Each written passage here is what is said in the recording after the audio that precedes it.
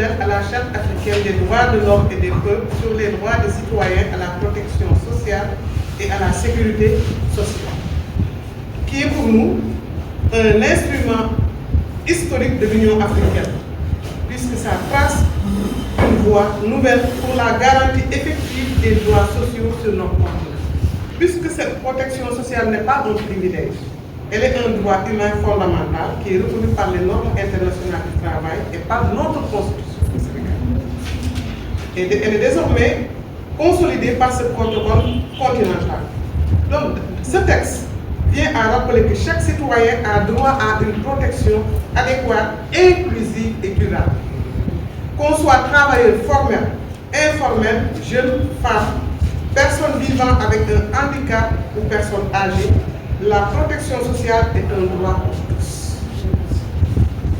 Pour les organisations syndicales, nous disons, et en particulier l'UNSAS, ce protocole représente un levier majeur pour renforcer le plaidoyer, consolider les acquis et pousser plus loin les réformes indispensables.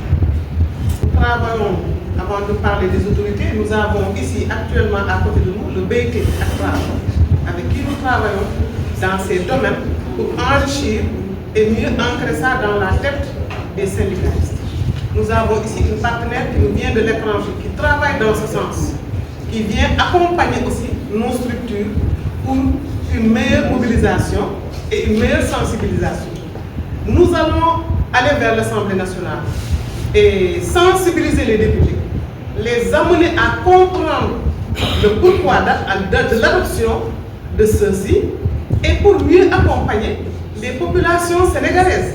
Leur faire comprendre que ce n'est pas une dépense supplémentaire qu'on va leur demander dans l'immédiat, mais il faut une compréhension pour vraiment adhérer à ce protocole qui arrive et aussi qu'ils prennent leurs responsabilités pour accompagner les travailleurs.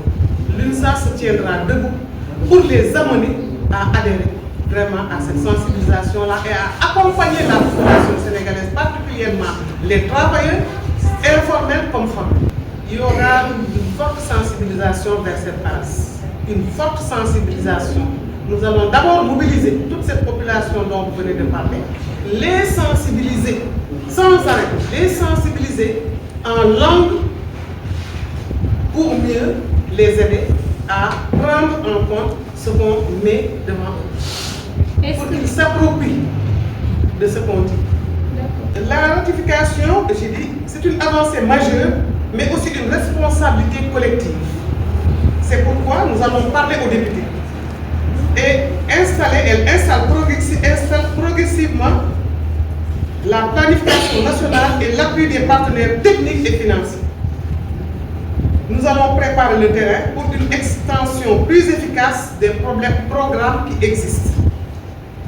La ratification placera l'Assemblée nationale au cœur de la consolidation des droits sociaux.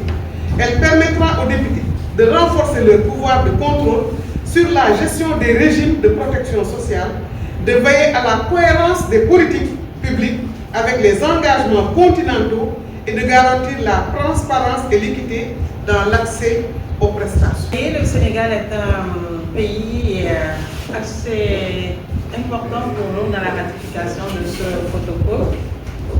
Nous sommes une organisation régionale où les 5 centrales affiliées que sont la CNTS, la CNTS-FC, l'UNSAS, la CSA et l'UDTS sont affiliées. Nous avons choisi ce partenariat et de travailler sur cette problématique avec nos organisations affiliées parce que le Sénégal a déjà ratifié la convention la plus difficile que beaucoup d'États évitent de ratifier en matière de protection sociale.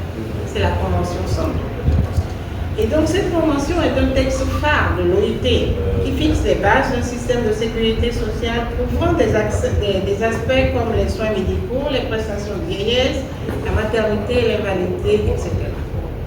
Alors si le Sénégal a pu ratifier cette convention qui est très difficile pour certains États parce qu'ils y mettent des réserves, nous pensons qu'il est temps pour le Sénégal de ratifier le protocole de l'Union africaine sur la protection sociale et la sécurité sociale, qui est plus facile et qui est une émanation des chefs d'État africains.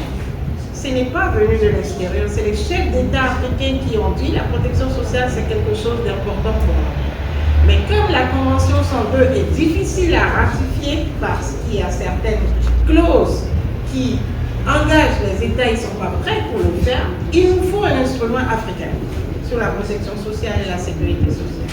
Donc c'est sur la recommandation, le desiderata des présidents des États africains que ce protocole a été mis en place, a été élaboré pendant 6 années.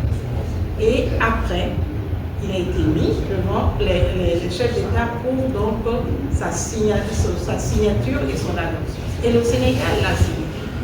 Alors depuis 2022 que ce protocole a été donc signé, les États africains peinent à ratifier ce protocole. Ça devrait couler puisque c'est eux-mêmes qui nous ont demandé de travailler comme experts sur la question et où les syndicats étaient à la table de rédaction de ce protocole. Donc aujourd'hui, nous prenons nos responsabilités pour leur demander ce que vous nous avez demandé de faire, on l'a fait. Pourquoi vous ne ratifiez pas? Il faudra le ratifier.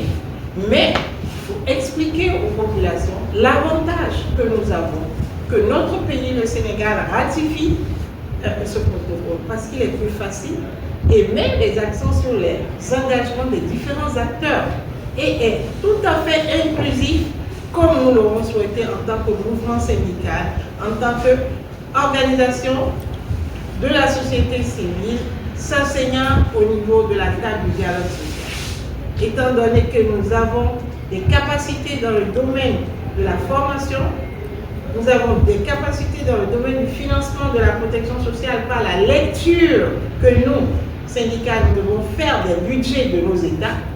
Nous trouvons que le Sénégal n'a pas de raison, ni de raison économique, ni de raison sociale, ni de raison institutionnelle pour ne pas ratifier ce protocole. Alors nous prenons nos responsabilités en tant que mouvement syndical avec les mouvements sociaux parce que ce que nous disons, les travailleurs, les ONG, des mouvements sociaux sont des travailleurs et c'est nous qui les protégeons. Donc, alliance avec eux pour la ratification est une